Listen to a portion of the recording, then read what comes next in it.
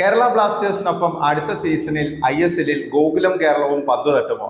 എന്തായാലും നമുക്ക് ഞായറാഴ്ച വൈകിട്ട് വരെ അതിനുവേണ്ടി കാത്തിരിക്കണം. കാരണം സൂപ്പർ സൺഡേ ആണ്. ഐ ലീഗിൽ നിർണായക പോരാട്ടത്തിന് ഗോകുലം ഇറങ്ങുകയാണ്.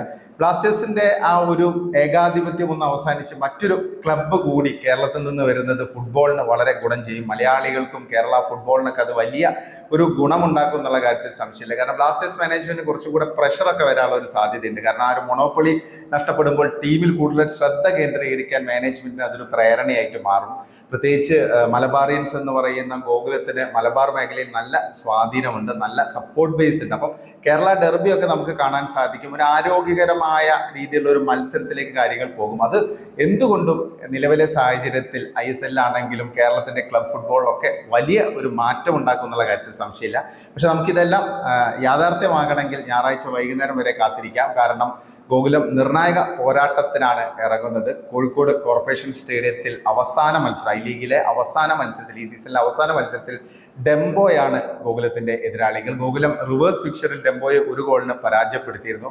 അതുമാത്രമല്ല, ഏറ്റവും ഒടുവിൽ നല്ല ഫോമിലാണ് ഇപ്പം ഗോകുലം കളിച്ചുകൊണ്ടിരിക്കുന്നത്. തകർപ്പൻ ഫോമിൽ എന്ന് തന്നെ പറയേണ്ടി വരും. അവസാന 4 മത്സരങ്ങളും ടീം വിജയിച്ചിട്ടുണ്ട്.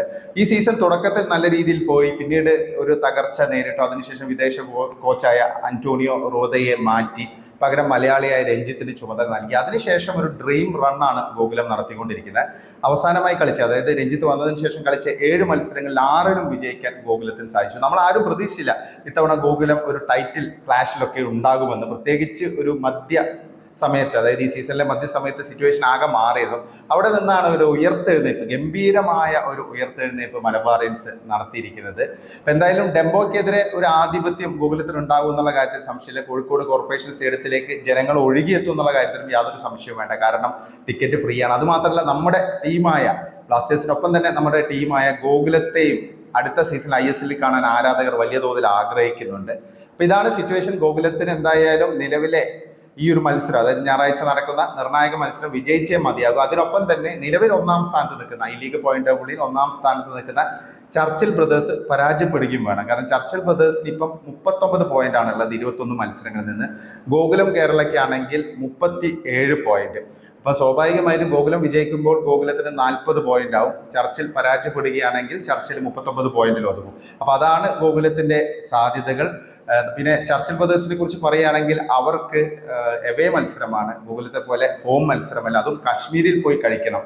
3ാം സ്ഥാനത്ത് നിൽക്കുന്ന അത്യാവശ്യം നല്ല ഫൈറ്റിംഗ് സ്പിരിറ്റുള്ള റിയൽ കശ്മീരിനെയാണ് ചർച്ചിൽ ബ്രദേഴ്സിന് നേരിടേണ്ടത്. അപ്പോൾ സ്വാഭാവികമായിട്ട് അവർക്ക് നല്ലൊരു പ്രഷർ വരാനുള്ള ഒരു സാധ്യതയുണ്ട്. കാരണം ഒന്ന് എവേ മത്സരം, കശ്മീരിൽ പോയി റിയൽ കശ്മീരിനെ നേരിടുക എന്നുള്ളത് അത്ര എളുപ്പമുള്ള കാര്യമില്ല. അവിടുത്തെ ടെറൈനും ആ ഒരു ടർഫ് സ്റ്റേഡിയത്തിലെ ഇഷ്യൂസ് ഒക്കെ നമുക്കറിയാം. അപ്പം സ്വാഭാവികമായിട്ടും അവിടെ ഗോളുകൾ കണ്ടെത്താനൊക്കെ വലിയ ബുദ്ധിമുട്ടാണ്. എവേ ടീമുകളുടെ പെർഫോമൻസ് റിയൽ കശ്മീരിനെതിരെ അവരുടെ ഹോം ഗ്രൗണ്ടിൽ, അതായത് കശ്മീരിൽ അത്ര മികച്ചതല്ല ഈ സീസണിൽ. അപ്പം അതെല്ലാം ഒരു പ്രതീക്ഷ ഗോകുലത്തിന് നൽകുന്നുണ്ടെന്നുള്ള കാര്യത്തിൽ സംശയമില്ല. പിന്നെ മറ്റ് ടീമുകളായ റിയൽ കാശ്മീർ ആണെങ്കിലും, പിന്നെ അതുകൂടാതെ ഇന്റർ കാശി, ഇവർക്കും വൈഡ് ചാൻസ് ഉണ്ട്. പക്ഷെ അത് മറ്റ് ടീമുകളുടെ, അതായത് ഗോകുലത്തിന്റെയും പിന്നെ അതുകൂടാതെ തന്നെ ചർച്ചിൽ ബ്രദേഴ്സിന്റെയും ഒക്കെ വിജയപരാജയങ്ങളെയും പിന്നെ ഹെഡ് ടു ഹെഡ് കണക്കുകളെല്ലാം ആശ്രയിച്ചിരിക്കും. സ്വാഭാവികമായിട്ടും നിലവിൽ ഫേവറേറ്റ്സ് ആയിട്ട് നിൽക്കുന്നത് ചർച്ചിൽ ബ്രദേഴ്സും ഗോകുലും തന്നെയാണ്. അപ്പം നമുക്ക് ഗോകുലത്തിലേക്ക് ഫോക്കസ് ചെയ്യുക. കാരണം ഗോകുലം എത്തുമോ എന്നുള്ളത് മാത്രം നമുക്ക് അറിഞ്ഞാൽ മതി.